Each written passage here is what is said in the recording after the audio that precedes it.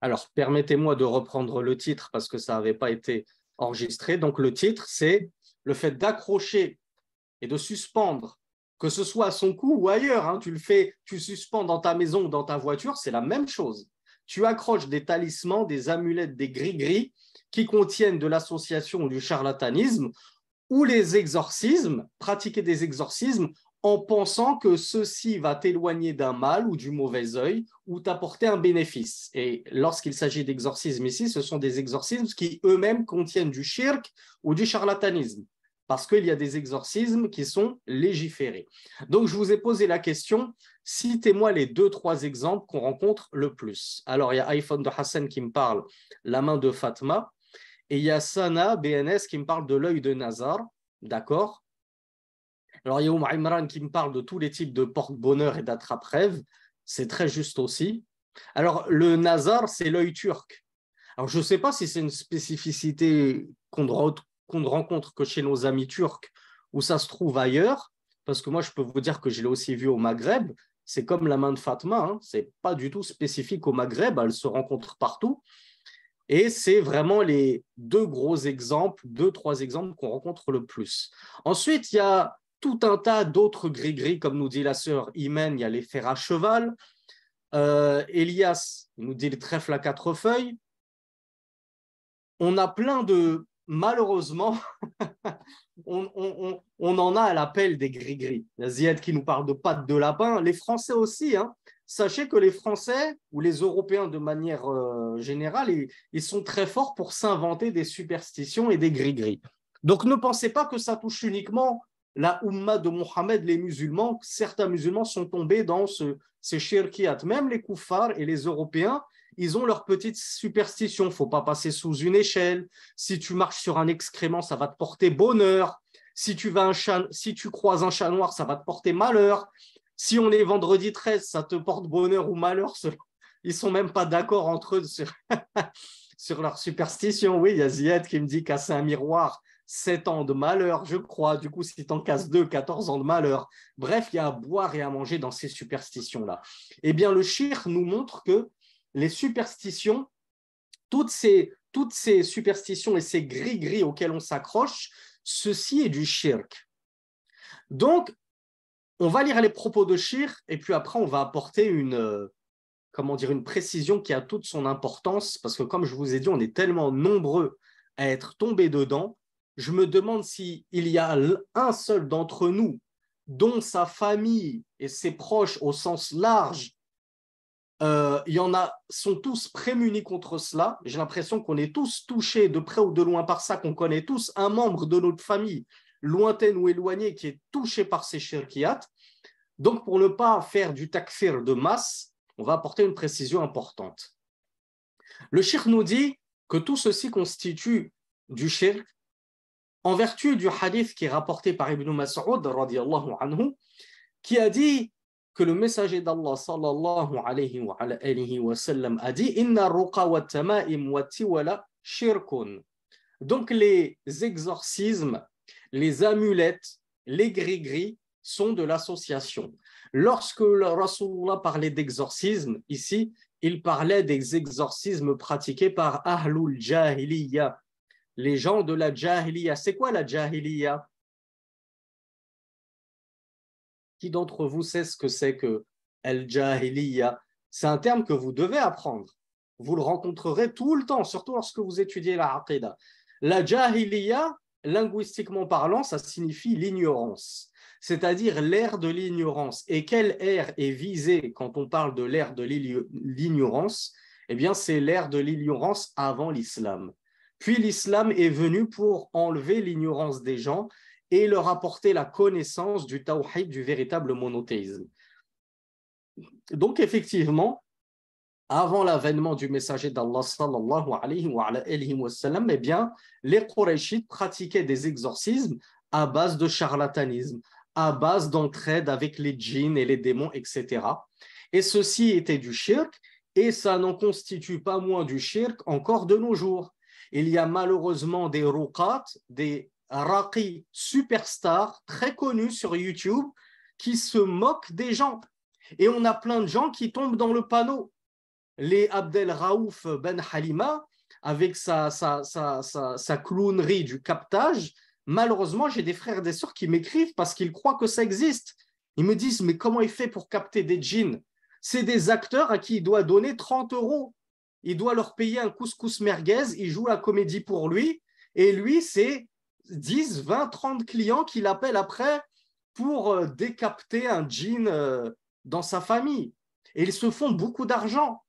Et on connaît des charlatans qui vendent des bouteilles d'eau maudite parce qu'ils prétendent vendre de l'eau bénite alors que c'est de l'eau maudite parce qu'ils ont lu avec leur bouche impure des absurdités dessus où ils mélangent le Coran avec des incantations sataniques, etc.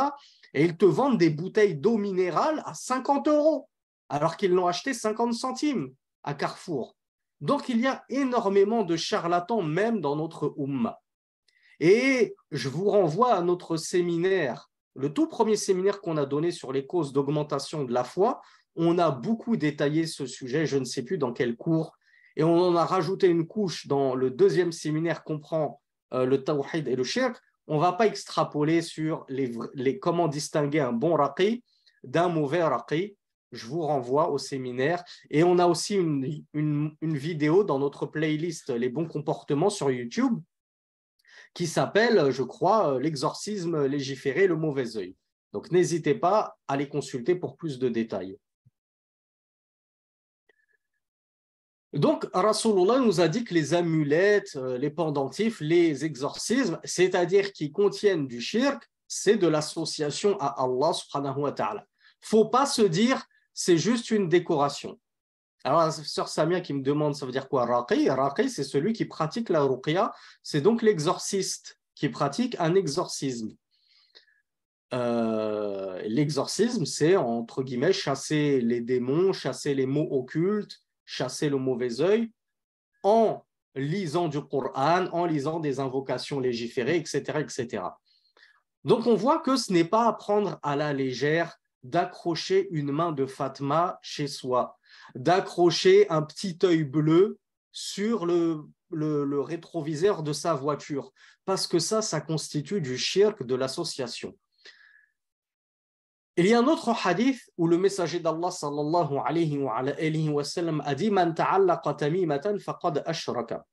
Quiconque accroche un pendentif, c'est-à-dire une amulette, un gris-gris, il a certes associé. Wa fi ar-ruqa khassa qala la ba'sa bir-ruqa ma lam yakun fihi shirkun. Alors comment on sait qu'il y a des bonnes ruqya, puisque dans le premier hadith, le messager d'Allah sallallahu alayhi wa sallam a parlé des ruqya de manière générale, eh bien, il faut toujours prendre les hadiths à la lumière les uns des autres. Et dans un autre hadith, le messager d'Allah sallallahu alayhi wa sallam a dit « Il n'y a pas de mal dans les exorcismes tant qu'ils ne contiennent pas de shirk. » Donc, on en comprend qu'un exorcisme qui ne contient que du Coran et des ad'iyya islamiyya, des invocations islamiques rapportées dans le Coran ou la Sunna, alors il n'y a aucun mal à se faire exorciser. Bien sûr, comme on l'a vu dans les séminaires précédents, patienter et faire les causes soi-même, sans aller voir quelqu'un, un exorciste, c'est encore meilleur. Et on escompte pour cela qu'ils feront partie des 70 000 fois 70 000 personnes qui entreront au paradis sans jugement. Ces gens-là n'avaient pas recours aux exorcismes. Ils patientaient et ils combattaient ces mots occultes par le renforcement de leur foi et la concrétisation de leur tawhid. Maintenant, vous allez me dire, oui, mais nous, on ne parle pas arabe, on ne peut pas lire le Coran, on ne peut pas lire les invocations prophétiques, mais Ari et Ourti, je n'ai de cesse de le dire, vous pensez que le paradis se gagne facilement. Toi, tu veux entrer au paradis parmi les 70 000 fois 70 000 premiers élus du paradis sans te fatiguer sur terre. Ah oui, mais moi, ce n'est pas de ma faute, je n'ai pas appris l'arabe, je ne peux pas me faire ruqya moi-même. Mais Ari, le paradis coûte cher. Et le premier prix, c'est déjà d'apprendre la langue arabe. Parce que tant que tu n'auras pas la langue arabe, tu ne comprendras jamais correctement le Coran, tu ne comprendras jamais correctement la Sunna, tu seras privé de beaucoup de dua, de beaucoup d'invocations, etc. Donc, bien sûr, si tu veux faire partie de ces élus, il faut t'en donner les moyens. Donc oui, toi, tu es dans une situation où tu es contraint, entre guillemets, d'aller voir un raqi parce que tu n'es pas capable de te faire ruqya toi-même. Pourquoi? Parce que de base, tu n'as pas la langue arabe. Ben, je ne veux pas être méchant, mes chers frères, mes chères sœurs, mais entre guillemets, il ne faut s'en prendre qu'à soi-même. Si soi-même, on ne veut pas faire l'effort d'apprendre la langue arabe, il ne faut pas ensuite se dire oui, c'est injuste. Nous, on n'a pas pu nous faire l'oqiyya nous-mêmes, on n'avait pas la langue arabe. Ben, pourquoi toi, Allah te mettrait au même niveau qu'un frère converti qui, dès sa conversion, il s'est lancé dans la langue arabe. Il s'est fatigué pendant 2 ans, 3 ans, tout à prendre des cours du soir pour apprendre la langue arabe, pour pouvoir apprendre le Coran en arabe, pour pouvoir apprendre des hadiths, pour pouvoir apprendre les doigts, les invocations en arabe. Pourquoi est-ce que lui et toi, vous seriez logés à la même enseigne devant Allah subhanahu wa ta'ala? Elle est là l'injustice. L'injustice, elle est dans le fait que tu penses que Allah va te donner la même récompense que celui qui s'est fatigué, qui a œuvré plus que toi, pendant que toi, tu t'es dit, bah, toute ma vie, moi, je vais assister au séminaire du frère Sami, ils sont en français, je n'ai pas besoin d'apprendre ma religion en arabe, je n'ai pas besoin de l'arabe pour apprendre ma religion. On a le frère Sami, le bouche-trou, il nous dépanne, toute notre vie, on va nous accrocher aux prédicateurs francophones. Eh bien ça, c'est une très mauvaise, comme on appelle ça, une très mauvaise conception des choses, une très mauvaise manière de penser. Et ceux qui me suivent depuis le tout début, ça fait maintenant 7 ans, depuis 2016 que j'ai commencé la da'wa, sauront que depuis le tout premier cours jusqu'à aujourd'hui, mon dernier cours, et j'espère que ce ne sera pas le dernier, qu'Allah me prête vie le plus longtemps pour engranger le plus de hasanat, je vous ai toujours enjoint à apprendre la langue arabe pour pouvoir me délaisser moi et tous mes confrères. Et là, je suis sans pitié. Il n'y a pas de Mohamed Woura, il n'y a pas de Islam Abu Weiss, il n'y a pas de Mahdi Abu Abdillah. Je les aime fillah, mais je serai heureux lorsque vous les aurez délaissés, eux et moi, et que vous aurez la langue arabe et que vous vous accrocherez aux savants. Et comme je vous le dis toujours, 1 heure auprès des savants, ça vaut 10 séminaires de Sami et Islam et 10 codus musulmans réunis. Et ce n'est pas de la fausse modestie, ça s'appelle al-haq, c'est la vérité. Elle peut faire mal, elle peut déplaire, c'est la vérité. Donc, excusez-moi pour la grosse parenthèse, mais il faut toujours vous motiver à apprendre la langue arabe. Parce que malheureusement, vous savez qu'il y a on parlait comment on appelle ça, des exorcistes charlatans, et on a aussi des imams et prédicateurs charlatans. Eux, vous ne les entendrez jamais vous motiver à apprendre la langue arabe. Vous ne les entendrez jamais vous motiver à faire votre hijra. Vous ne les entendrez jamais vous motiver, vous, mes sœurs, à porter le djilbab, à porter le niqab, parce que ce n'est pas dans leurs intérêts. S'ils vous motivent à ça, ils sont en train de vous motiver à partir et à ne plus souscrire à leurs séminaires qui, eux, ne sont jamais gratuits. C'est toujours minimum 40, 50 euros le séminaire, 300 euros l'année, 500 euros le séminaire sur la prière. S'ils vous disent faites votre hijra et apprenez la langue arabe, ça veut dire délaissez-nous. Et si vous les délaissez, il n'y a plus de pépettes qui tombent à la fin du mois. Donc faites aussi bien attention aux exorcistes imposteurs qu'aux prédicateurs imposteurs. Je ferme cette grosse parenthèse. Il y avait un frère ou une sœur qui me demandait les références des hadiths. Sachez que moi, je me contente de vous traduire le livre tel qu'il est. Et le Cheikh Saleh Al-Sheikh n'a pas mis les numéros de hadith. C'est-à-dire qu'il nous donne juste Rawahu Muslim. Donc le premier hadith qu'on vient de lire, il est rapporté par Ahmed, Abu Daoud et d'autres. Et le deuxième hadith qu'on a lu, il est rapporté par Muslim. Après, je n'ai pas les numéros.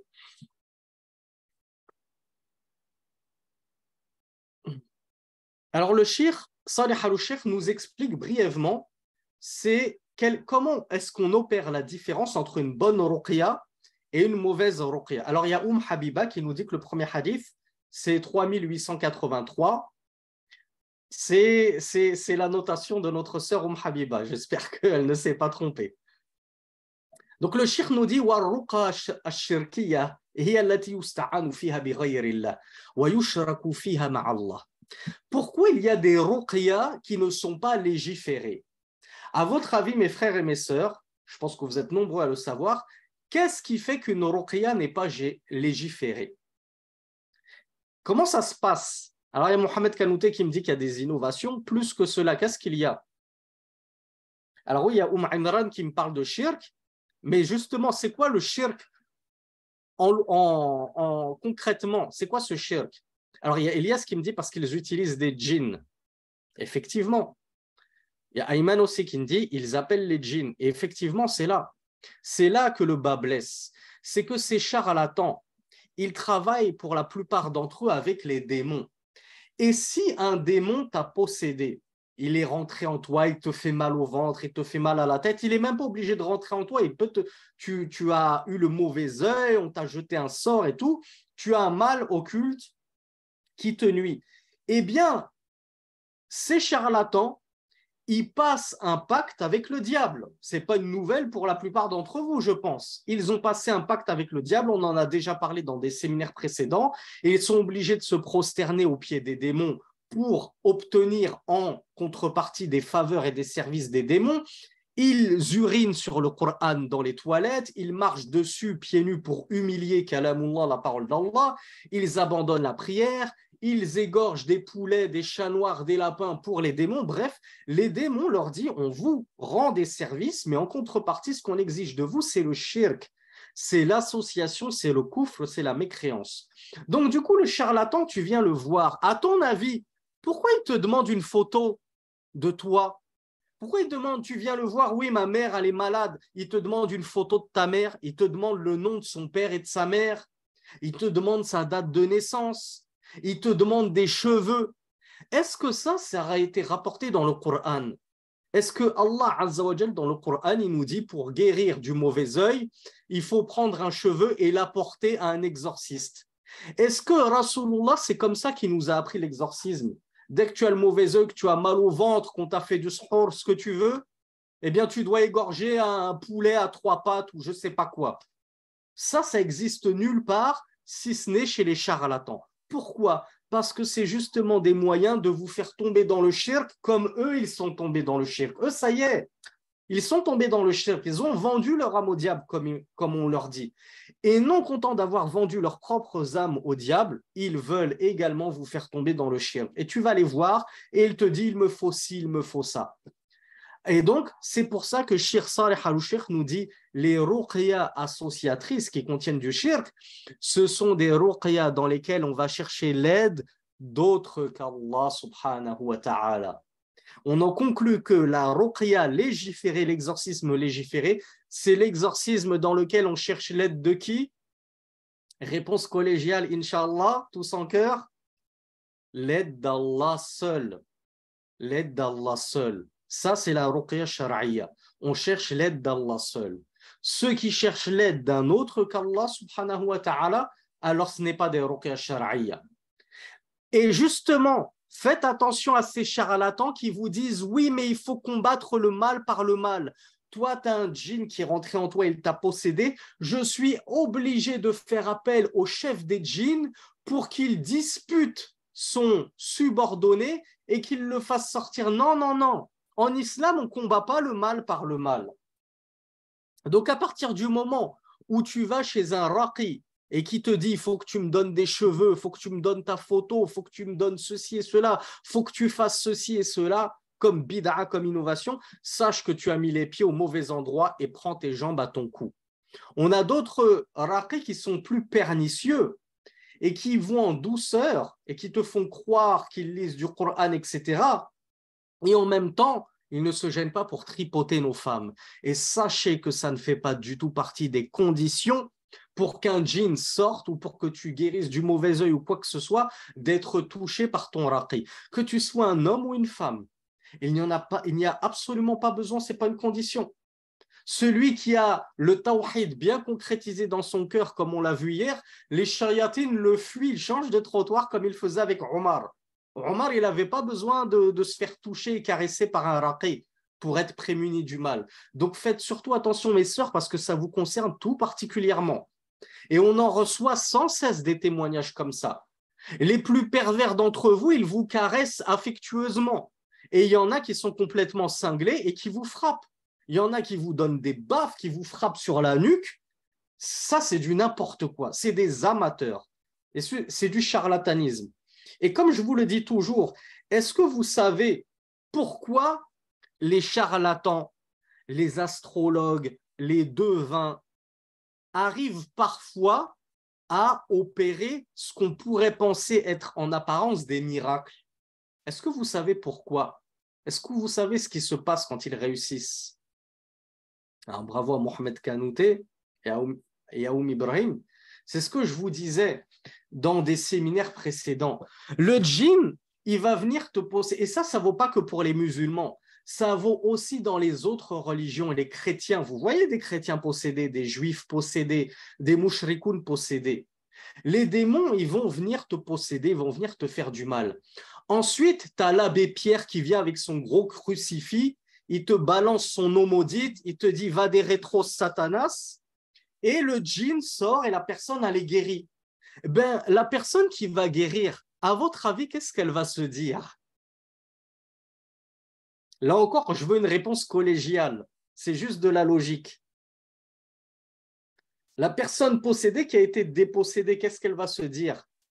Elle va se dire miracle, Jésus m'a guéri, la croix m'a guéri par le Saint-Esprit et l'abbé Tartampion et ce que vous voulez. Donc, qu'est-ce qu'elle va faire cette personne? Elle va s'accrocher encore plus à son shirk, association, qu'elle ne l'a jamais été. Si avant c'était une chrétienne qui doutait de la chrétienté, maintenant que le djinn est parti, il s'est dit, je vais sortir de ce corps après cet exorcisme qui ne m'a fait... Vous savez, quand il hurle, ah, j'ai mal, l'eau, elle me brûle, c'est des comédiens. Les djinns, c'est des comédiens encore meilleurs que Leonardo DiCaprio et Brad Pitt. C'est les meilleurs des comédiens. Ils vous font du cinéma, ça me brûle, ils hurlent et tout. En fait, ça ne leur fait rien du tout. Mais ils font ce cinéma pour que toute l'assistance, l'abbé lui-même, l'assistance, la personne malade, elles se disent, oh là là, mais les exorcistes chrétiens, vraiment, ils sont sur la vérité, ils sont sur le haqq. Ils arrivent à nuire aux démons et ils ont réussi à chasser le démon. Le djinn, il est parti pour une seule raison, c'est les conforter dans leur coufre, c'est les conforter dans leur mécréance. Pareil pour les exorcistes juifs. Le juif, le djinn va sortir de son corps. Le juif, qu'est-ce qu'il va dire? Ah ben la Torah, elle est efficace. Les incantations israélites, elles sont efficaces. Je suis sur la vérité, mon rabbin est sur la vérité. Je ne vais jamais quitter cette religion. Eh bien, c'est pareil pour les pseudo-musulmans. Tu vas aller voir ce charlatan, il va passer un contrat avec le djinn. Le djinn, il va sortir. Toi, tu vas te dire, ce charlatan, il est sur la vérité. Donc, tu ne vas pas le lâcher. Tu vas le suivre encore plus. Et ton cœur, il va être accroché à ce charlatan comme il ne l'a jamais été. Et plus ton cœur s'accroche à des créatures, et plus il se décroche de quoi, mes chers frères et sœurs?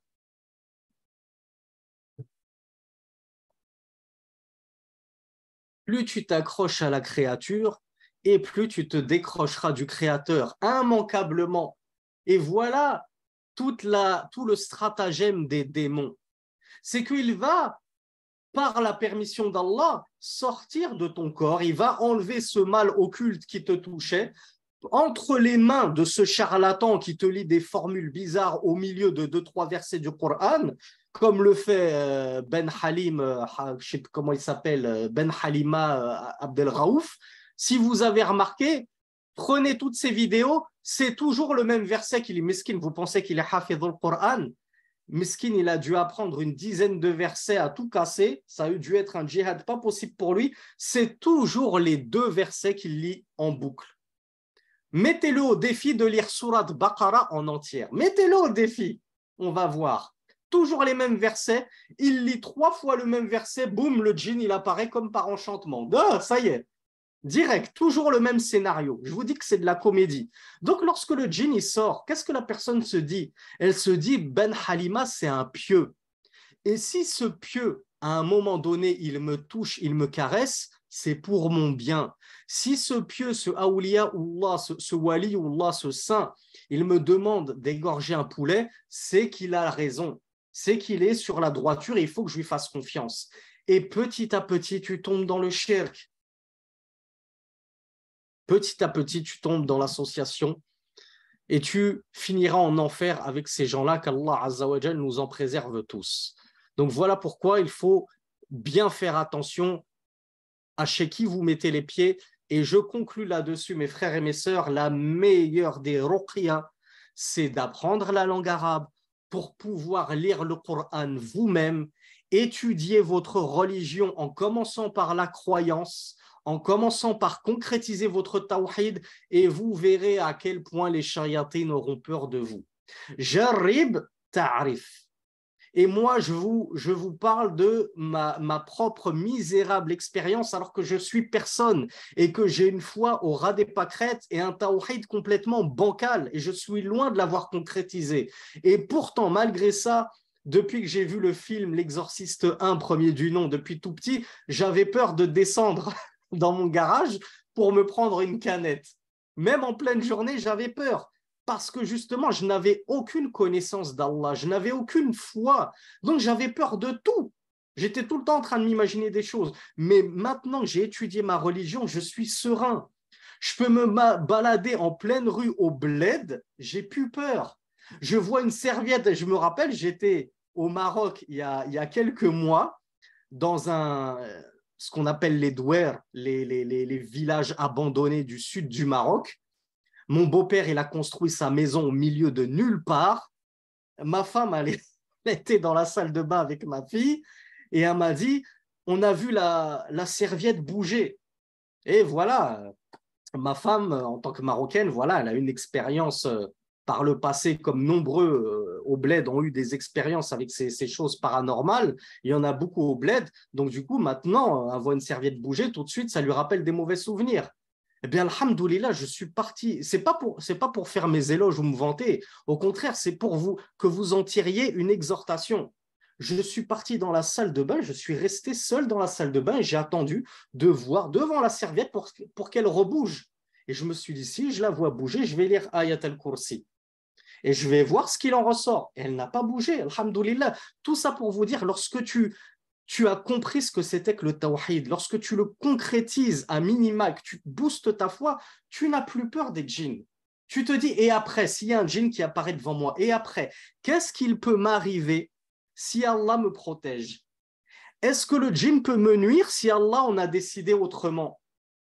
Ça vous fait penser à quel hadith du messager d'Allah sallallahu alayhi wa sallam qu'on a appris dans la playlist Les 40 Nawawiyah, et je vous y renvoie très chaudement pour ceux qui ne l'auraient pas étudié avec nous. Disponible sur ma chaîne YouTube. Ah, bravo à Dermouche, bravo à Mohamed Kanouté. Rasulullah sallallahu alayhi wa sallam nous a dit, si tous les hommes et les djinns, les hommes et les djinns, du premier jusqu'au dernier, se réunissaient tous, vous imaginez un milliard de créatures qui se réunissaient tous ensemble pour te nuire par un mal, ils ne pourraient te nuire que de ce qu'Allah Azza wa Jal t'avait prescrit. Donc, lorsque tu sais que tout ce qui t'arrive, c'est la volonté d'Allah, de qui as-tu peur? Iblis lui-même ne te ferait même pas peur. En personne, il viendrait te voir, tu dis, A'udhu billahi minash shaitanir rajim, bismillahir rahmanir rahim, tawakkaltu ala Allah. Je cherche refuge auprès d'Allah contre le diable lapidé et je m'en remets à Allah. Et tu ne pourras me nuire que par la permission d'Allah. Et si Allah me protège, tu ne pourras pas me nuire. Comme durant la fin des temps, lorsque le Dajjal voudra égorger le plus grand martyr de l'islam, qu'il aura tranché en deux, puis qu'il aura par la permission d'Allah ressuscité à la vie, puis ce martyr lui dira « Je n'ai jamais été aussi convaincu que tu es le Messie imposteur qu'aujourd'hui, qu'à ce moment-ci. » Et alors il voudra le prendre et l'égorger, eh bien il n'y parviendra pas. Qui peut te nuire lorsqu'Allah est avec toi et te protège? Qu'Allah vous protège tous, mes chers frères et sœurs. Khudhu bil asbab, faites les causes. Et les causes qui me les rappellent, les deux causes fondamentales, je veux que tout le monde me réponde, même ceux qui n'ont pas l'habitude de m'écrire, qu'ils m'écrivent. C'est quoi les deux causes principales?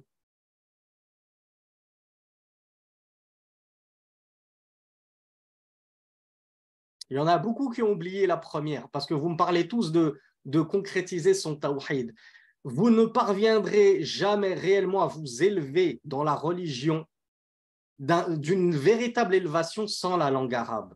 Donc, mettez-vous à la langue arabe, et l'un n'empêche pas l'autre. Arrêtez de vous trouver des excuses. Ne dites pas, c'est soit l'arabe, soit j'apprends ma religion. Tu fais les deux en même temps.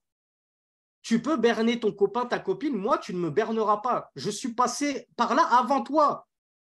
Moi, mon père ne m'a pas appris le darija, et encore moins l'arabe littéraire. Je l'ai appris tout seul à 22 ans avec un CD-ROM. Donc, tu ne me la feras pas, moi, pour me dire j'ai pas le temps, c'est difficile. Et je ne suis pas le seul. Encore une fois, quand je vous dis ça, ce n'est pas pour me prendre pour je ne sais qui, je ne suis personne. Je vous ai dit que j'étais au ras des pâquerettes. Mais quand j'étais en Égypte et que je commençais à apprendre la langue arabe, j'ai vu des Russes, j'ai vu des Australiens, j'ai vu des Américains, j'ai vu des Africains qui ne parlent pas arabe, ils parlaient bambara, soniké, etc. J'ai vu des Français, des Anglais, des Allemands, j'ai vu de tout. On a tous réussi à apprendre la langue arabe. Pourquoi pas toi? Pourquoi toi, tu n'y arriverais pas?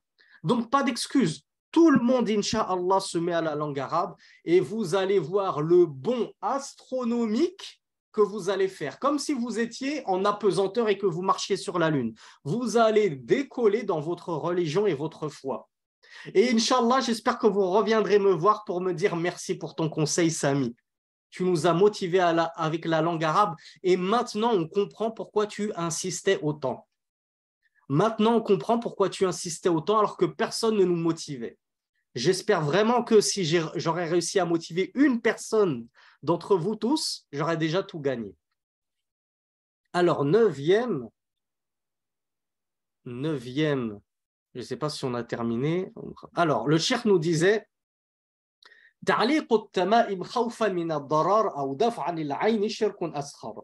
le fait d'accrocher des amulettes par peur d'un mal ou bien pour se préserver du mauvais œil, c'est du shirk. Mais le shirk nous précise que c'est du shirk asghar. Il y a des personnes qui me disent, je n'ai pas cité les deux causes fondamentales. Si, je vous ai dit, la première cause, c'est l'étude de la langue arabe, parce qu'en réalité, la cause unique, c'est le fait de booster ta foi et d'apprendre ta religion et de concrétiser ton tawhid. Mais cette cause-là, tu ne pourras y parvenir à 100% que par le biais de la langue arabe. C'est pour ça que je vous ai dit, il y a une deuxième cause qui passe un petit peu avant, c'est l'apprentissage de la langue arabe, mais tu peux faire les deux en même temps. Donc, le fait d'accrocher une amulette, on va faire le distinguo. Si, mon frère, ma soeur, j'accroche une amulette dans laquelle il n'y a pas de shirk, mais il y a écrit Ayat al-Kursi. Ça veut dire quoi déjà, Ayat al-Kursi? Je vais vous le répéter jusqu'à ce que, je vais vous poser la question jusqu'à ce que j'ai 100% de bonnes réponses. Tant que j'aurai des fautes, voilà, ça n'a pas loupé. Ça n'a pas loupé. Donc, je vous enquiquinerai avec ça jusqu'à ce que je n'ai plus aucune erreur dessus. Al-Kursi, c'est le trône, d'accord. Alors, Al-Arsh, c'est quoi au juste? Si le Kursi, c'est le trône. Ayat al-Kursi, c'est le verset du trône. Alors, Al-Arsh, c'est quoi? Ar-Rahman ala al-Arsh istawa. Le tout miséricordieux s'est établi sur Al-Arsh. Il s'est élevé au-dessus du Arsh. C'est quoi Al-Arsh alors? Ah oui, Al-Arsh, c'est le trône, on est d'accord. Du coup, le Kursi, ça ne peut pas être le trône, puisque le Kursi est une créature différente du trône. Et le Kursi, c'est le marchepied. C'est une créature qui se trouve devant le trône d'Allah, en bas. Et c'est comme l'a expliqué Ibn Abbas, l'exégète numéro 1 du Coran et l'un des plus illustres compagnons du messager d'Allah, c'est l'endroit où Allah met ses pieds. C'est l'endroit où Allah pose ses pieds. Mawdi'ul qadamain, c'est l'endroit qui accueille les deux pieds divins d'Allah subhanahu wa ta'ala, pieds d'Allah qui sont des attributs véritables. Nous ne déformons pas les attributs d'Allah. Nous n'essayons pas de les interpréter en disant les deux pieds d'Allah, ce sont ses deux puissances, ce sont sa majesté, sa science. Non, non, non, c'est deux pieds, mais qui n'ont rien à voir avec les pieds de ces créatures. Tout comme tes pieds ne ressemblent au rien aux pieds de la table, on est bien d'accord, les pieds du Créateur ne ressemblent au rien aux pieds de ces créatures, ni les tiens, ni les pieds du moindre animal, ni les pieds des djinns, ni les pieds des anges, ni rien du tout.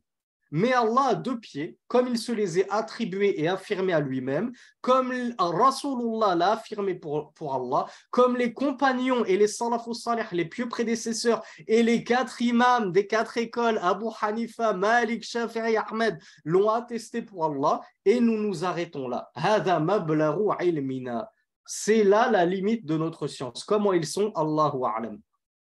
Donc le kursi, c'est l'endroit des deux pieds d'Allah subhanahu wa ta'ala. Donc ayat al-kursi, on le traduit par le verset du marchepied et non pas le verset du trône. Donc, si j'ai une amulette dans laquelle il y a écrit le verset du marchepied, ou bien il y a écrit Bismillah, A'udhu billahi minash shaitanir rajim, ou il y a écrit ce que vous voulez de verset coranique ou de dua, ou d'invocation prophétique. Est-ce que ça, c'est du shirk akbar, du grand polythéisme qui me fait sortir de la religion? Alors bravo, vous êtes nombreux à me dire non. Certains d'entre vous me disent bid'a, et certains d'entre vous me disent ça ne fait pas du tout sortir de la religion. Alors sachez que du temps même des compagnons du messager d'Allah sallallahu alayhi wa sallam, certains d'entre eux, ridwanullahi alayhim, détestaient cela.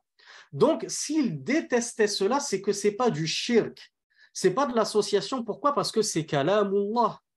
Ayat al-Kursi, c'est kalamullah. Le verset du marchepied ou de n'importe quel autre verset, c'est la parole d'Allah. Comment on peut dire que tu as associé alors que c'est la parole d'Allah que tu as autour du cou? Cependant, ou alors c'est des invocations issues du Coran ou de la Sunna. Donc, il n'y a pas d'association là-dedans. Cependant, il y avait beaucoup de salafus salih et beaucoup de compagnons du messager d'Allah qui réprouvaient ceci, ils détestaient cela. Pour plusieurs raisons. Première raison, déjà, ils estimaient que c'était le fait de ne pas honorer et révérer et respecter la parole d'Allah comme elle se doit. Voilà pourquoi la majorité des savants considèrent que écrire le nom d'Allah ou des versets sur les murs, et la mosquée ne fait pas exception à cela. Tu vas me dire, oui, mais sur ma mosquée, il y a écrit des versets du Coran. Oui, mais on n'a jamais dit que c'était une bonne chose. La plupart des savants considèrent que c'est une mauvaise chose d'écrire des versets parce que c'est déshonorer kalamullah. Allah n'a pas envoyé sa parole pour en faire une parure. Allah, il a descendu sa parole pourquoi? Pour qu'on en décore nos vêtements. J'ai un t-shirt sur lequel j'ai écrit A'udhu billahi minash shaitanir rajim, Bismillahir rahmanir rahim, des choses comme ça. Il nous a envoyé sa parole pour nous sortir des ténèbres du shirk vers la lumière du monothéisme. Il nous a descendu le Coran pour notre guider, pour qu'on le lise, qu'on le médite et qu'on le mette en pratique. Pas pour qu'on décore des t-shirts, des murs ou nos coups avec des amulettes. Donc ça, c'est la première raison. Deuxième raison, Achille, le problème, c'est quand tu vas aller aux toilettes. À chaque fois que tu vas aux toilettes, tu vas retirer ton pendentif parce qu'il y a écrit le nom d'Allah. Rasulullah, qu'est-ce qu'il avait comme bijou? J'aurais pas dû vous faire le signe. Ils sont où ceux qui ont assisté à la playlist sur la biographie du prophète sallallahu alayhi wa sallam? Il avait une bague masculine bien sûr. Et qu'est-ce qu'il y avait sur cette bague? Qu'est-ce qu'il y avait écrit sur cette bague? Parce qu'elle possédait un sceau. Il y avait écrit Muhammad Rasulullah. Muhammad est le messager d'Allah. Du coup, il y avait écrit Allah sur sa bague. Du coup, qu'est-ce qu'il faisait, Muhammad sallallahu alayhi wa sallam, lorsqu'il se rendait dans les lieux d'aisance pour accomplir ses besoins? Alors, la sœur Ibrahim qui me dit la divergence, moi, je ne la connais pas, cette divergence. Moi, tout ce que je sais, c'est qu'il enlevait sa bague. Donc, il y en a qui tournent la bague de sorte que le mot Allah ou ce qui est écrit sur la bague qui touche au nom d'Allah ou bien à des versets coraniques soit du côté de la peau, mais il la ferme. Ça, je ne connais pas honnêtement. Je n'ai jamais vu que c'était autorisé de faire ça. Mais il y en a qui le font. Mais ça ne veut pas dire que c'est autorisé. Rasulullah, il n'a pas été rapporté qu'il le faisait. Il enlevait sa bague avant d'accomplir. Pourquoi il enlevait sa bague? Parce qu'il ne convient pas que tu rentres aux toilettes avec quelques mentions du nom d'Allah subhanahu wa ta'ala. Voilà pourquoi Cheikh Mohammed ibn Uthaymin et Cheikh Ibn Baz, on les avait questionnés sur les journaux arabes qu'on jette à la poubelle. À votre avis, dans les journaux arabes, qu'est-ce qu'il se trouve dedans? Même si ce n'est pas des journaux islamiques. Tu prends un journal de sport. Dans le journal de sport, tu as un footballeur, il s'appelle Abdullah Bim. Le journal, il contient le mot Allah en arabe. Alors que c'est un pur journal de sport. Mais dans les pays arabes, alhamdoulilah, il y en a beaucoup qui s'appellent Abdullah, Abdurrahman, Abdurrahim, etc. Donc il y a les noms d'Allah dans ces journaux. C'est quasiment impossible de trouver un journal en arabe sans le nom d'Allah. Eh bien, on leur a posé la question, est-ce qu'on peut jeter ces journaux à la poubelle? Ils leur ont dit non, parce que tu vas jeter le nom d'Allah à la poubelle. Donc, qu'est-ce qu'il convient de faire? Soit tu les brûles, et c'est la meilleure technique à faire, soit tu les enterres sous terre, mais tu ne les mélanges pas avec les ordures. Donc, voilà pourquoi il ne convient pas d'humilier et rabaisser le nom d'Allah subhanahu wa ta'ala en rentrant aux toilettes avec une amulette, un bracelet, un talisman, ce que tu veux, dans lesquels il y a la mention du nom d'Allah ou un verset coranique ou une dua rapportée du messager d'Allah ou dans le Coran. Donc ça, c'était pour faire la part des choses entre une amulette qui contient du shirk, et du coup c'est du shirk, et une amulette, un pendentif qui ne contient pas de shirk, qui ne contient que du Coran et des doigts, c'est pas du shirk, mais malgré tout, selon de nombreux compagnons et de nombreux savants, c'est détestable quand même d'accrocher ces amulettes-là. Maintenant, on va passer à un deuxième cas de figure au sujet des amulettes. Cette amulette, je pense qu'elle ne me protège pas elle-même.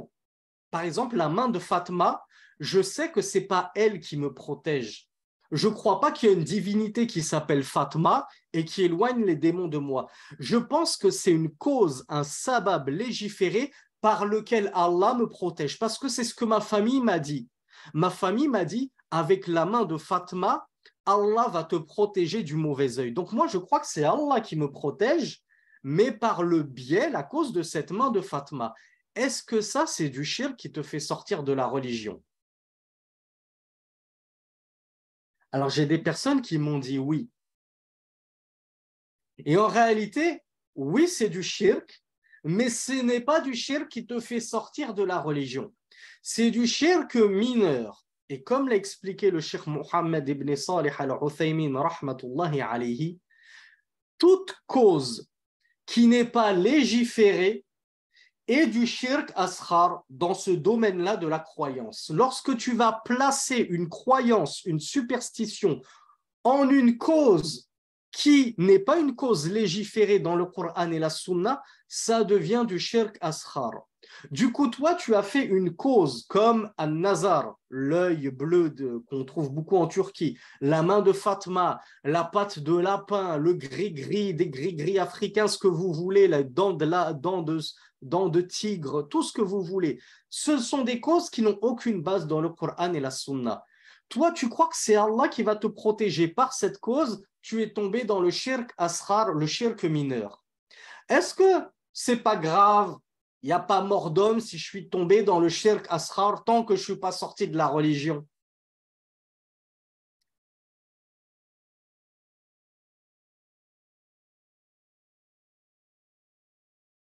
C'est quoi le shirk par rapport au péché? Au péché avec un X à A-U-X, péché avec un S. Bravo à Cam et à tous ceux qui ont eu la bonne réponse. Le shirk, du style être mineur, il est déjà plus grave que tous les péchés en dehors du shirk majeur.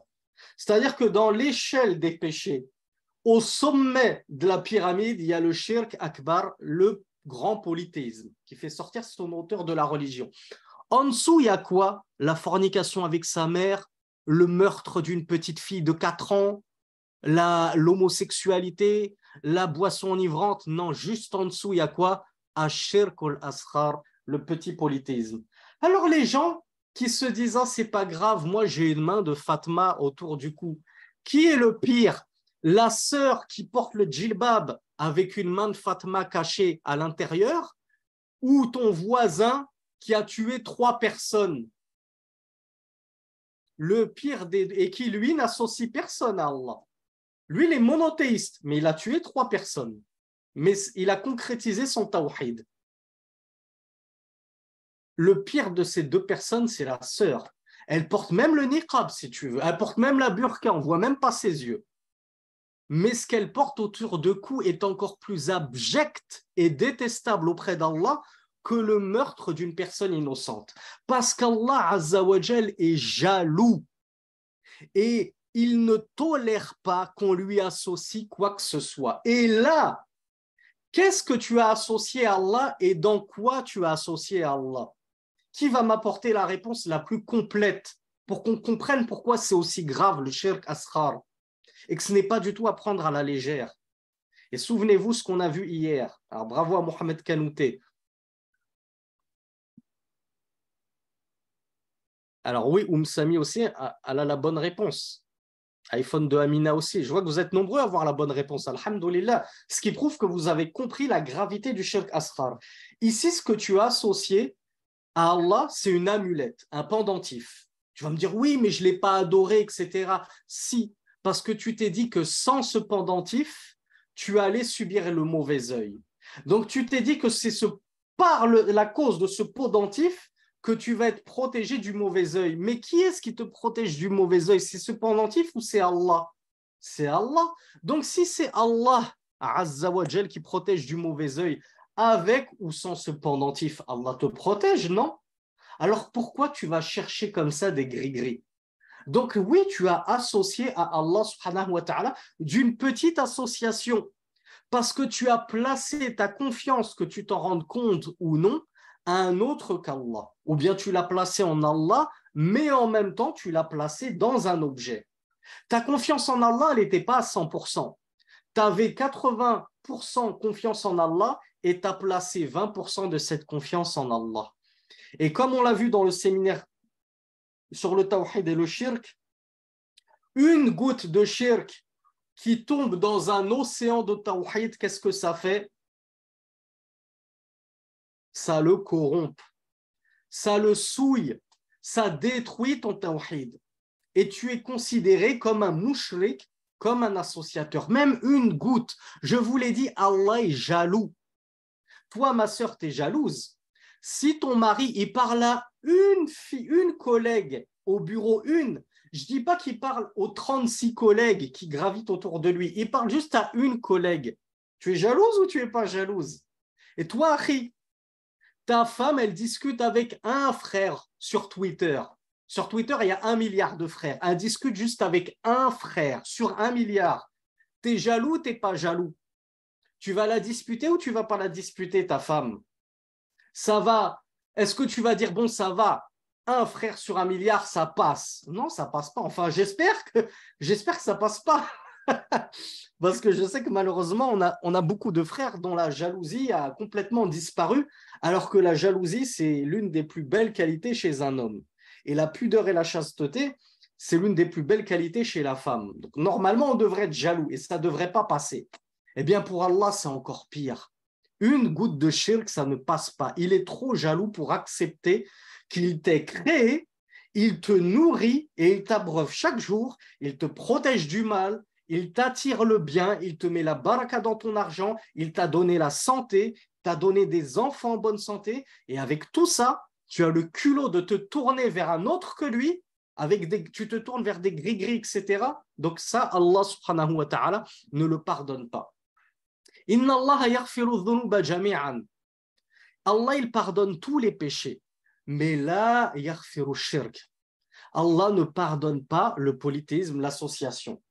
Il peut pardonner tout sauf le polythéisme. C'est-à-dire, si tu meurs dessus, il ne te le pardonnera pas. Voilà pourquoi le shirk, du style être mineur, est déjà le plus grand de tous les péchés après le shirk majeur. Donc, bien sûr que c'est grave. Si tu vois chez ta mère une main de Fatma, tu lui fais le rappel. Tu lui dis, maman, c'est pire que le meurtre. Accrocher un fer à cheval, c'est pas une décoration, c'est pire que le meurtre. C'est pire que de forniquer avec 10 hommes en même temps. Allahu Akbar. Les gens n'ont plus conscience de la gravité de l'association. Et c'est triste. C'est vraiment triste.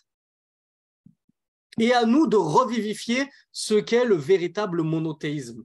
Pas de superstition dans le monothéisme, pas de gris-gris, de trèfle à 4 feuilles, etc., etc. Donc, vous voyez la différence entre celui qui croit que c'est la main de Fatma en elle-même qui va le protéger, ça, quel est son jugement? Moi, j'accroche une main de Fatma autour de mon cou et je pense que c'est cette main de Fatma elle-même qui me protège. C'est quoi le jugement d'une telle personne? Ou en tout cas, c'est quoi le jugement de l'acte en lui-même? C'est du shirk akbar, du shirk majeur.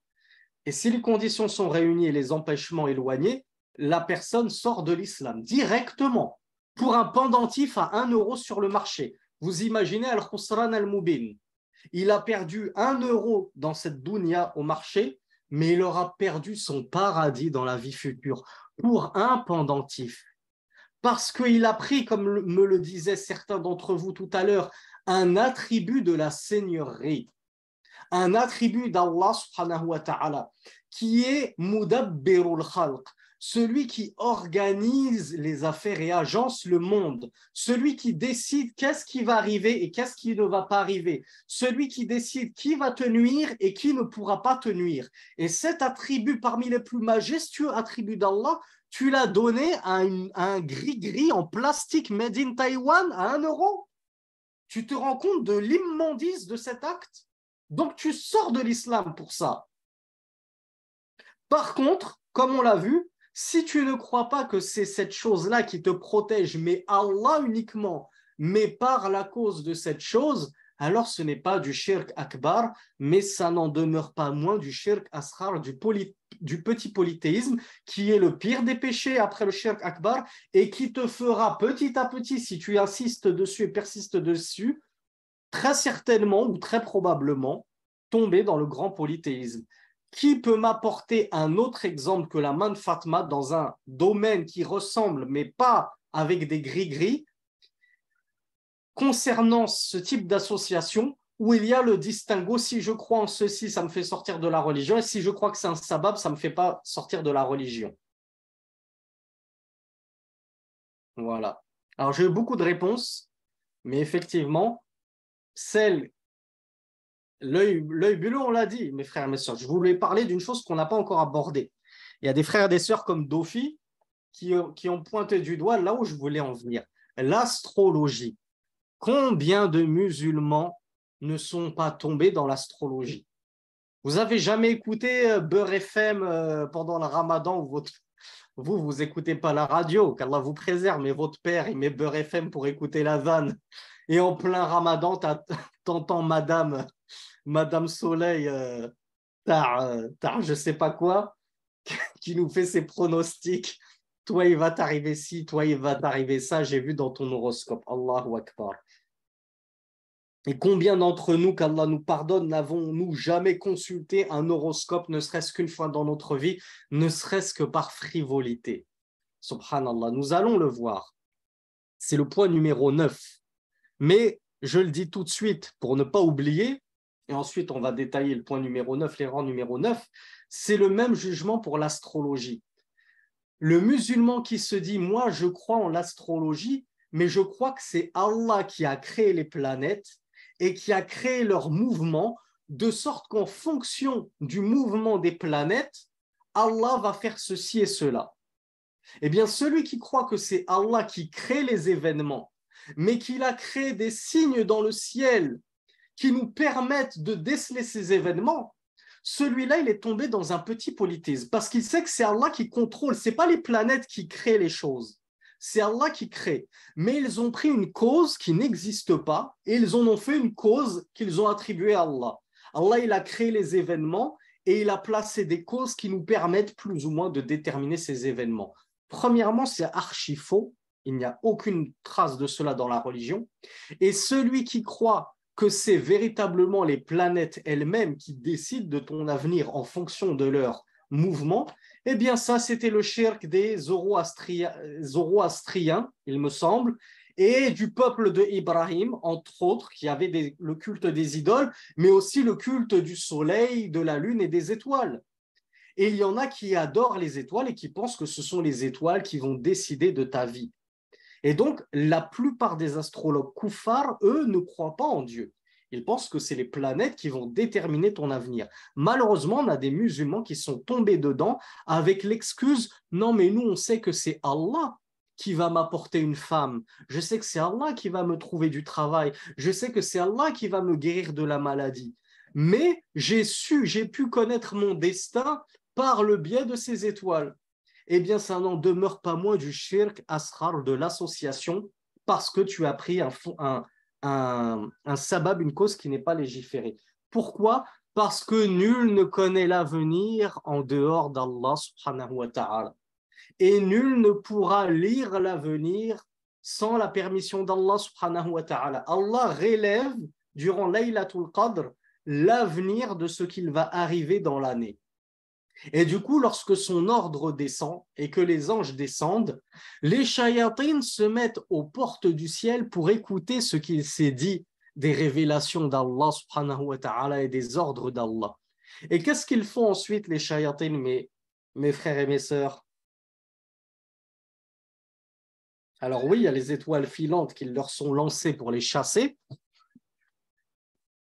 Voilà. Les shayatines parviennent de temps en temps à subtiliser un mot, une révélation, un ordre. Et alors ils descendent le répéter à ceux qui ont conclu des pactes avec eux, ceux qui ont vendu leurs âmes au diable, les devins, les astrologues, les marabouts et les sorciers, tout ceci.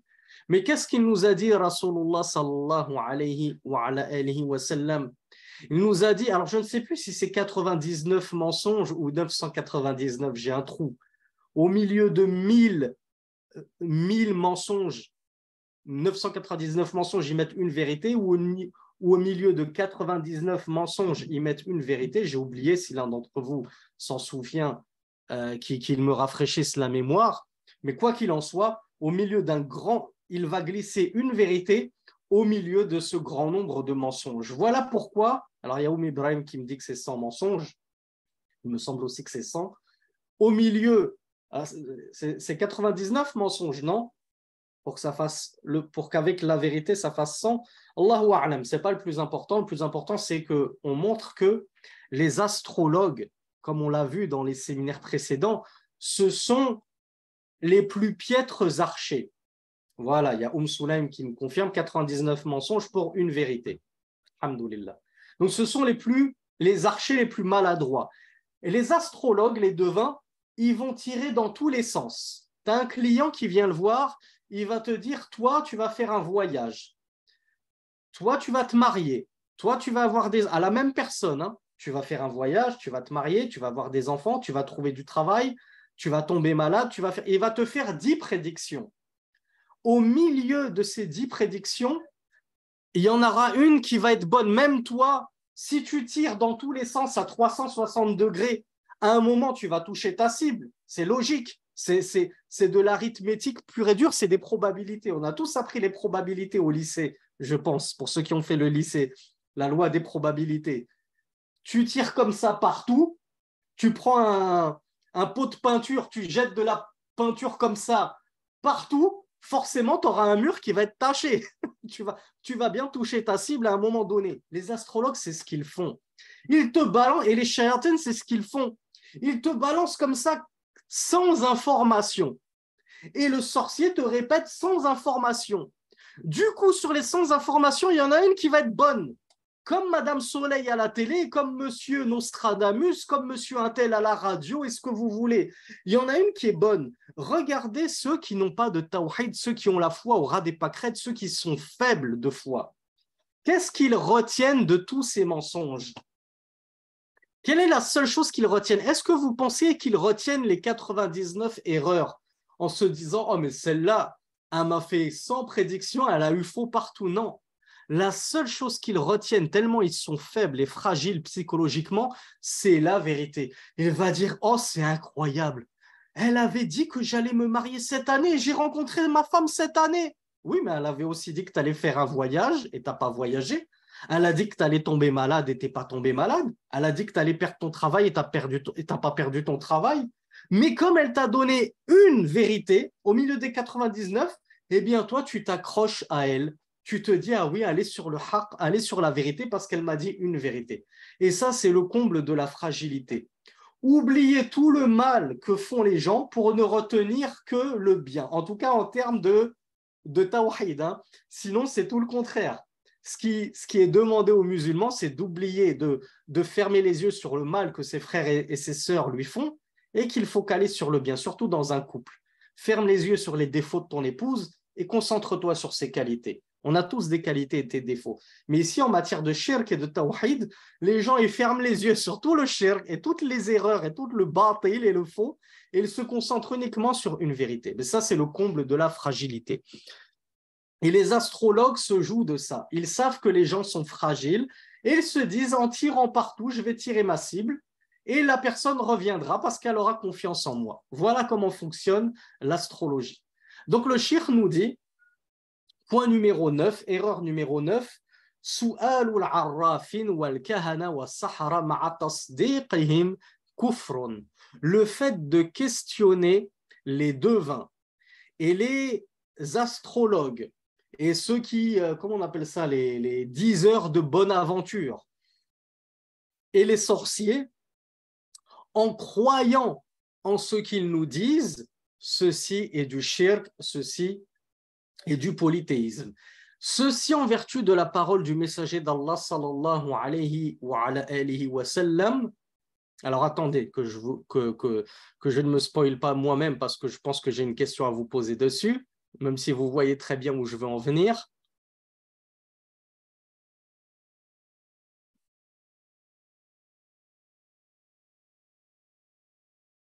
Alors le shirk ne l'évoque même pas, tant mieux, tant mieux, comme ça je vais pouvoir vous poser la question.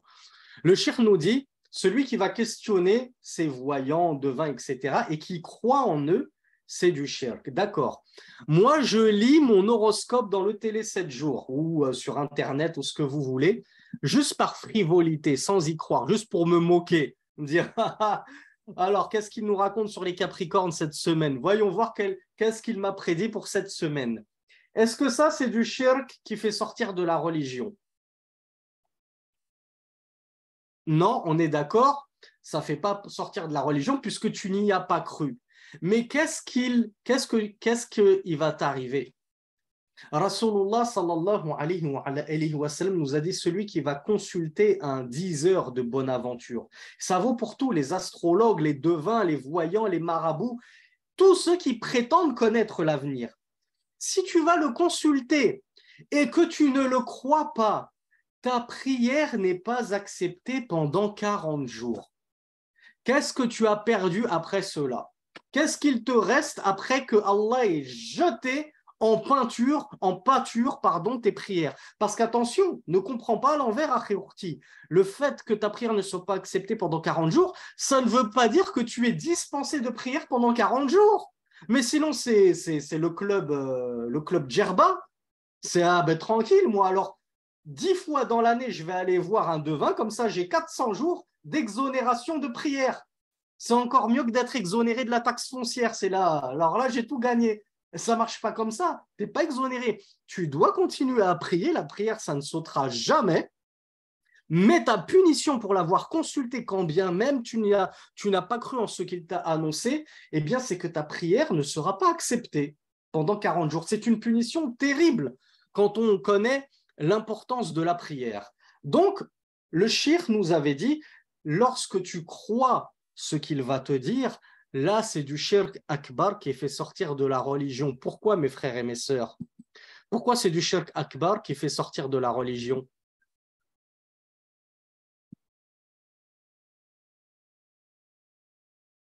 Bravo à Ibrahim,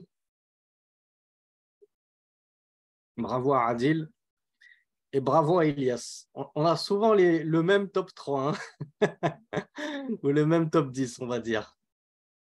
Je conçois que certains d'entre vous ont plus de mal à taper la réponse sur ces claviers de téléphone. Vous avez souvent les bonnes réponses. Je parle juste des plus rapides. C'était quoi ma question? Pourquoi c'est du shirk akbar qui fait sortir de la religion? Parce que, encore une fois, ça revient au tawhid et plus précisément au tawhid des asma wa sifat. Les noms et attributs d'Allah. Comme on l'a vu, tu prends un attribut d'Allah. L'attribut d'Allah, en l'occurrence de la science parfaite et en l'occurrence de la science de l'invisible. Et l'avenir fait partie de la science de l'invisible. Tu vas prendre cet attribut qui n'appartient qu'à Allah. On est bien d'accord, mes frères et mes sœurs, ne connaît l'invisible qu'Allah. Hein, Mohammed ne connaissait pas l'invisible. C'est pour ça qu'on va le voir dans les erreurs suivantes. Parmi les choses, parmi les shirkiyat, le fait de réciter comme ça des poésies qui contiennent du shirk, comme le fameux poème soufi Al-Burda que certains soufis aiment bien lire et dans lesquels ils prétendent que Muhammad sallallahu alayhi wa sallam avait la connaissance de la tablette bien gardée. C'est-à-dire que Muhammad sallallahu alayhi wa sallam connaîtrait l'avenir. Ça, c'est du shirk.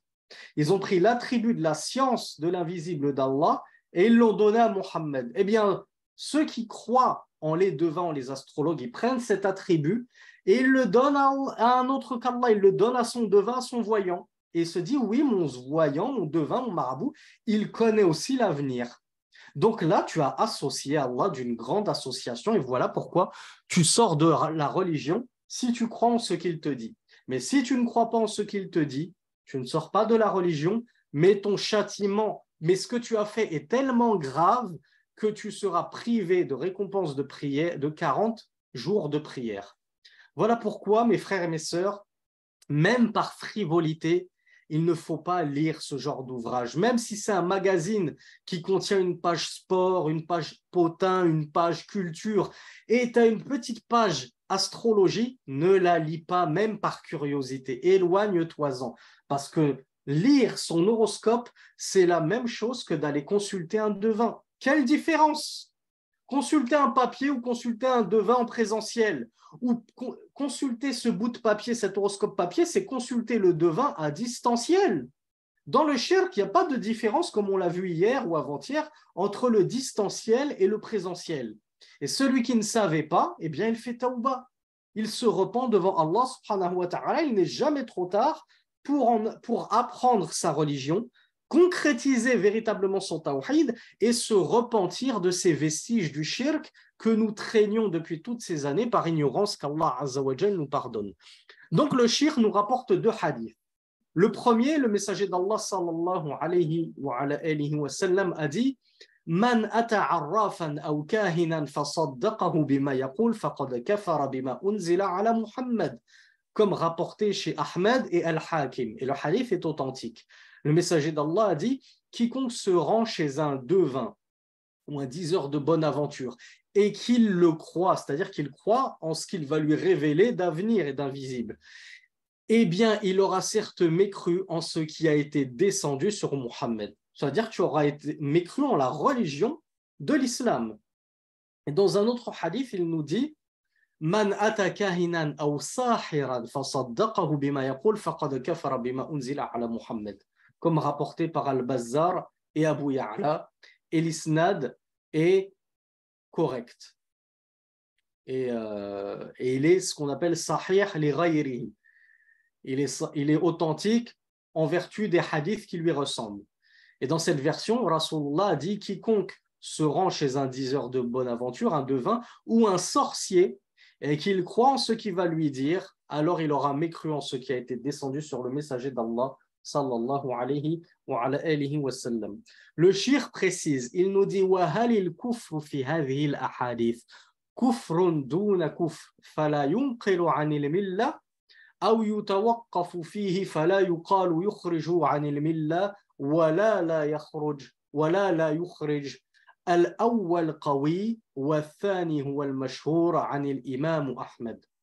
Et le shirk nous a dit ici, le shirk dont il est question, le kufr dont il est question lorsque Rasulullah nous dit dans ses hadiths, celui qui va consulter un devin et qui va le croire, il a certes mécru. Le shirk nous dit, cette mécroyance, ce kufr, cette mécréance dans ce hadith, est-ce que c'est kufr duna kufr? Vous savez la fameuse mécréance en deçà de la mécréance, comme on le dit pour celui qui juge par autre que les lois d'Allah. On dit kufr duna kufr, comme l'ont dit les salafus salih et Ibn Abbas à leur tête. Est-ce que là on dit la même chose, kufr duna kufr? C'est de la mécréance en deçà de la mécréance, de sorte que ça ne fait pas en réalité sortir de la religion.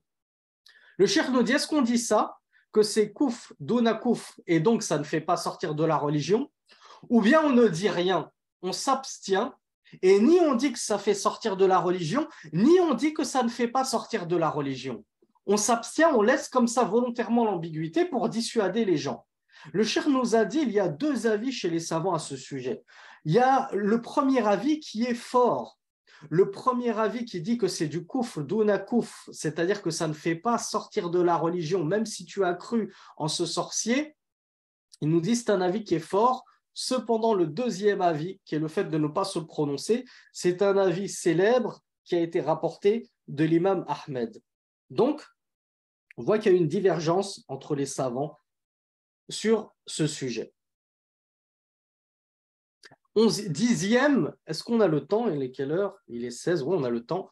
10e erreur, تعليق قطع من جلد ذئب على الصدور أو في البيوت لاعتقاد أنها تدفع الجن. Alors là, est-ce que c'est une tradition répandue en Arabie Saoudite? Je vous rappelle que le cheikh vivait en Arabie Saoudite.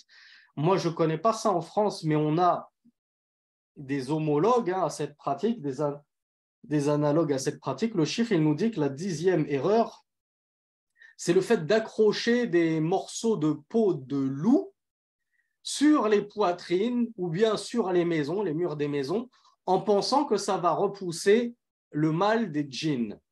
Alors, est-ce que l'un d'entre vous connaît cette pratique et cette superstition? Moi, je parle précisément de ce que nous dit le cheikh, de la peau de loup. Alors, je vois que vous êtes nombreux aussi à ne pas connaître ça comme moi. Mais par contre, qu'est-ce que nous avons, nous? On l'a dit depuis le début du séminaire, on a cité plein d'exemples. Nous, ce qu'on a communément, que ce soit au Maghreb, en Afrique ou en Europe, c'est les pattes de lapin, c'est les fers à cheval, c'est les mains de Fatma.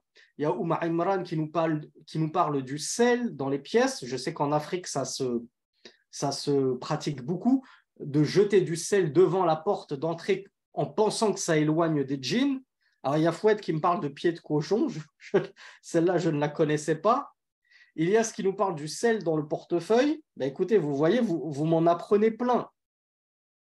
On a beaucoup de pratiques comme ça, toutes plus... alors, bravo à Oumar Imran qui nous parle aussi de la bague de fiançailles. Cheikh Al-Albani l'a très bien expliqué pourquoi il détestait, il interdisait les bagues de fiançailles, même pour les femmes, parce qu'il disait que c'était déjà du tashabbuh bin nasara, de la ressemblance aux chrétiens. Et en plus, les chrétiens, ya'taqiduna fiha.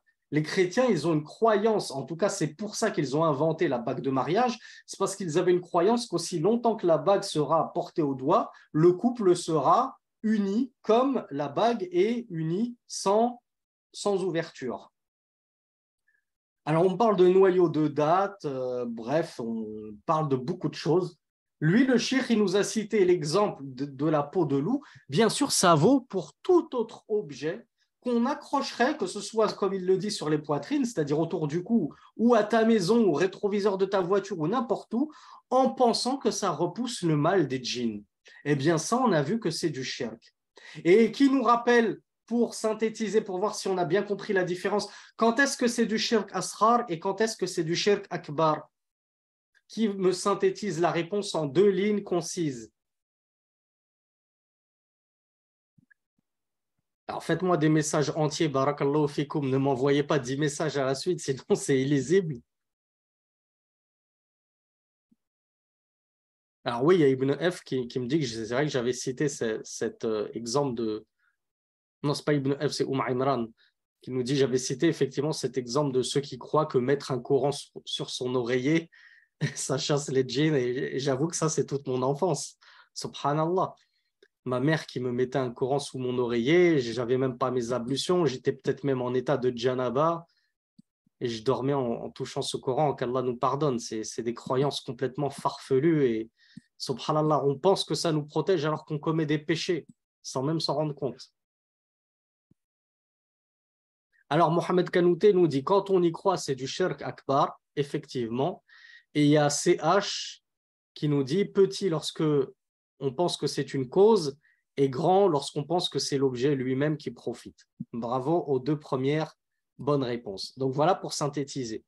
Peau de loup, pattes de lapin, fer à cheval, tout ça, ça rentre dans la même catégorie. Si tu penses que c'est Allah qui te protège par la cause de cet objet, ça n'en demeure pas moins du shirk asghar, qui est le pire des péchés après le shirk akbar. Et si tu penses carrément que c'est cet objet de lui-même qui a une sorte de pouvoir intérieur, alors qu'il est made in Taïwan en bois et qui, comme me le disait une sœur dans le séminaire sur le Tawhid, une fois elle avait fait tomber son crucifix, c'était cassé et elle s'est rendue compte de la bêtise de sa religion en se disant, non, c'était pas une sœur, c'était un frère, par message privé sur Twitter, je crois, ou sur YouTube, qui me disait, c'est là que je suis rendu compte que je m'accroche à un crucifix en pensant qu'il me protège, alors qu'il ne se protège lui-même, même pas, tout seul. Il tombe par terre et se brise en morceaux. Il est incapable de se protéger, lui, des bris et de la cassure, et il va me protéger moi. Donc, si tu penses qu'il protège de lui-même, là, tu es sorti de la religion. C'est du shirk akbar. 11e, ça encore, on l'a vu comme erreur. Et ça se passe beaucoup en Afrique. Afrique avec un grand A, parce que Afrique du Nord ou du Sud ou du Centre, je pense que ça se trouve partout, c'est le fait d'immoler une bête devant le seuil de sa porte par peur des djinns. C'est-à-dire, je me dis qu'en immolant cette bête, je l'immole non pas pour Allah, je la sacrifie pas pour Allah, mais je la sacrifie pour que le chef des djinns de la région, eh bien, entre guillemets, je le mets dans ma poche, quoi. Vous voyez comme je soudoie les fonctionnaires à l'administration, je glisse un petit billet. Je ne dis pas que c'est autorisé, hein, mais je vous fais une comparaison. Je glisse un petit billet au fonctionnaire pour qu'il me donne ma carte de résidence ou mon visa plus facilement. Là, c'est pareil, je soudoie le chef des djinns, j'immole, ce qui est du shirk de l'association, j'immole une bête pour lui, comme ça il me laisse tranquille et il dit à tout le monde de me laisser tranquille. Malheureusement, on a beaucoup de personnes qui font ça. Dès qu'elles achètent une nouvelle maison au bled, immolation directe. Il y en a qui le font pour Allah, tant mieux. Il y en a qui le font pour Allah, ils invitent les pauvres, ils invitent la famille. Alhamdoulilah, ça c'est légiféré. Mais ce qui n'est pas légiféré, c'est d'immoler par crainte des djinns, tu as peur du djinn, et pour te le mettre soi-disant dans la poche et te préserver de son mal, tu immoles une bête pour lui. Ça, c'est très très grave et c'est du shirk akbar. 12e,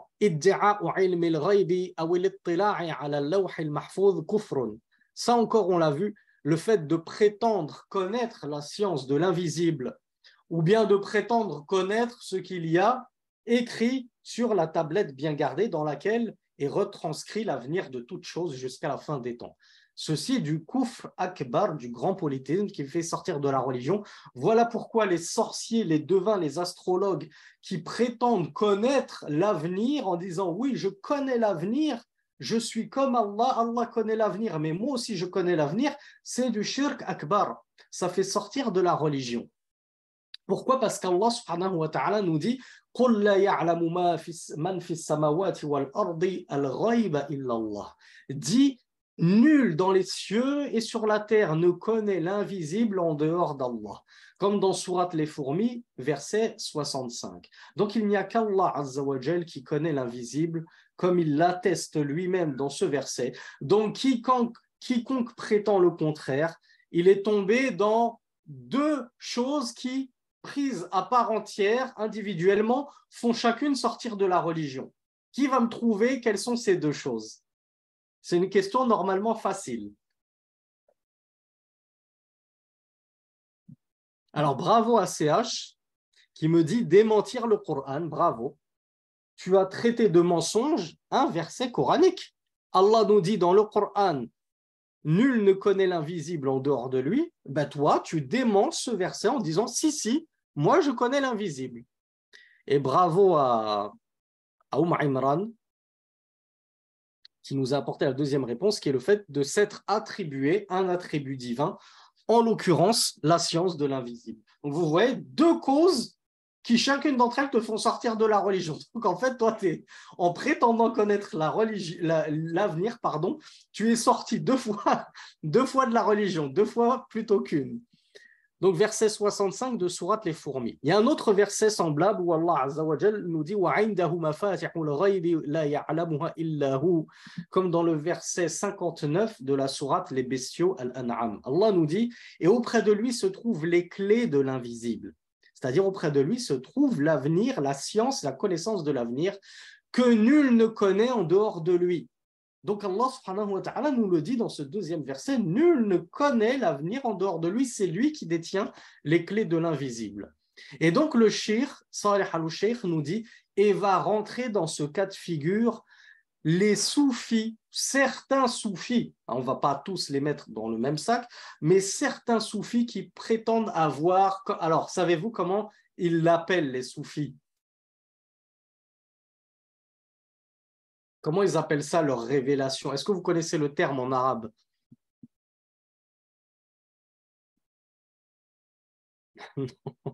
C'est pas la drogue, c'est pas le nour. Non, apparemment, vous ne voyez pas du tout de quoi je parle. Mais je vais vous dire le mot en arabe, vous allez me dire, ah oui. Certains d'entre vous vont me dire, ah oui, on a déjà entendu ce terme. Al-Kashf. Vous avez jamais entendu ce terme, Al-Kashf? Kashafa, ça veut dire quoi dans la langue arabe? Kashafa, ça veut dire découvrir. Donc, eux, ils appellent ça le cash, c'est-à-dire la découverte, c'est-à-dire, eux, ils prétendent qu'on a découvert sur eux le voile qui sépare l'invisible entre eux et Allah. Donc, ils disent le voile de l'invisible, il a été levé sur nous et nous recevons nos informations de l'invisible directement d'Allah subhanahu wa ta'ala. Donc, eux, c'est shayatin, ces démons parmi les soufis, et je répète, je ne les mets pas tous dans le même sac, mais ceux qui prétendent parmi eux connaître l'invisible, ce sont des démons humains parmi les soufis, eh bien, ils sont tombés dans ces deux shirkiyat. Ils ont démenti le Coran et ils se sont auto-attribués un attribut divin d'Allah qui est la science de l'invisible. Et ils prétendent que ce soit en état d'éveil et qu'ils reçoivent des inspirations, alors que ce sont des inspirations qu'ils reçoivent de qui, mes frères et sœurs? Je pense qu'à ce stade du séminaire, vous l'avez tous compris et deviné maintenant. Voilà, ce sont encore une fois les démons, les diables, les djinns qui se jouent d'eux, qui se moquent d'eux, qui leur font voir comme les karkaris. Tu as les démons qui leur font voir une lumière, alors ne me demandez pas comment, est-ce qu'ils prennent des lampes torches qu'ils mettent devant leurs yeux et eux ils ne voient rien puisque les démons nous sont invisibles et ils voient un nour et après tu les retrouves sur YouTube. J'ai vu le nour dès que j'ai fait bay'a à mon cher Sidi Fawzi al-Karkari, j'ai vu un nour. Subhanallah, il suffit de te mettre une lampe torche dans les yeux pour te faire sortir de l'islam et croire en toutes ces superstitions. C'est aussi simple que ça de faire tomber les gens dans le gouffre? Ben, malheureusement, oui.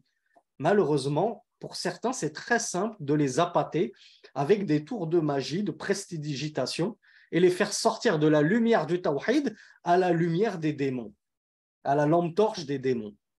Donc les soufis, que ce soit en état d'éveil ou en état de sommeil, où les shayatines dans leurs rêves leur insufflent tout un tas de choses et tout un tas de révélations hérétiques, où ils leur apprennent des nouvelles prières, des nouvelles innovations, des nouvelles incantations, des nouvelles invocations, tout ça, qui contredisent le Coran et la Sunna.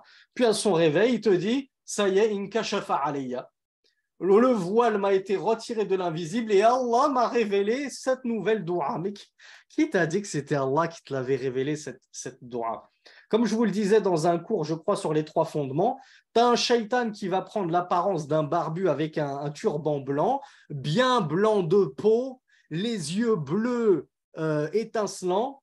Toi, tu rêves de ce barbu comme ça, il te dit, je suis Mohammed, je suis ton messager, je t'informe que maintenant, il y a une prière que tu dois faire chaque jour composée de 7 raka'a entre le Asr et le Maghrib, alors que c'est un temps durant lequel on n'a pas le droit de prier normalement. Et toi, tu vas dire, ah ben j'ai reçu une révélation de Rasulullah. Et comme je vous le disais dans le cours sur la Sirah Nabawiya, la biographie du prophète sallallahu alayhi wa sallam, tu t'es fait avoir de 2 façons, bêtement. Premièrement, tu t'es fait avoir parce que on t'a fait gober une innovation et toi, tu es tombé la tête la première dedans, alors que Rasulullah nous a pourtant dit, avant de rendre l'âme, kullu bid'atin dalala, c'est ce que nous avons lu en introduction dans justement l'introduction de ce cours, quand j'ai cité cette parole prophétique, kullu bid'atin dalala wa kullu dalalatin finnar. Toute innovation est égarement. Et tout égarement est dans le feu. On ne peut pas faire plus clair et plus limpide. Toi, 1400 ans après Rasulullah, tu as un shaitan qui prend l'apparence d'un barbu avec un turban et qui te raconte ce qu'il veut et ça y est, tout de suite, tu tombes dans le panneau. Deuxièmement, tu as tellement peu étudié la science que tu ne sais même pas à quoi ressemble Rasulullah. À tel point que quelqu'un de complètement différent physiquement vient se présenter à toi en rêve et te dit « Je suis Rasulullah » et tu le crois. Mais je viens de te dire qu'il avait la barbe blanche. Rasulullah sallallahu alayhi wa sallam, lorsqu'il est mort, il n'avait que 2-3 poils blancs sur toute sa chevelure et sa barbe. Rasulullah, il n'avait pas les yeux bleus. Donc toi, il y a quelqu'un barbu, barbe blanche, les yeux bleus qui te dit « Je suis Rasulullah », tu le crois? Ou alors il va t'apparaître avec le teint bien basané. Parce que toi, tu te dis Rasulullah, c'est un arabe et les arabes, ils sont basanés. Eh ben, t'as tout faux. Rasulullah, il n'était pas basané de peau. Au contraire, il avait une peau assez blanche qui tendait vers le rouge.